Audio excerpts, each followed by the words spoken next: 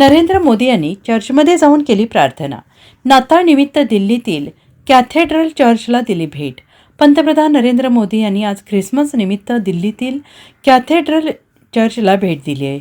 नरेंद्र मोदी यांनी यावेळी चर्चमध्ये प्रार्थना केली. दिल्लीतील कॅथेड्रल चर्च सर्वात जुन्या चर्चपैकी एक असून दिल्लीतील सर्वात मोठे चर्च देखील आहे. दिल्लीत the cathedral church of the रिडेम्पशनमध्ये ख्रिसमसच्या सकाळच्या प्रार्थनेला उपस्थित राहिलो, असं नरेंद्र मोदी यांनी सोशल मीडियावर पोस्ट करत म्हटलेलं आहे. ही प्रार्थना प्रेम, शांती आणि करुणेचा शाश्वत संदेश प्रतिबिंबित करते, असंही नरेंद्र मोदी यांनी म्हटलं आहे. ख्रिसमसची भावना आपल्या समाजात सुसंवाद, बंधुता आणेल, असंही नरेंद्र मोदी यांनी म्हटले.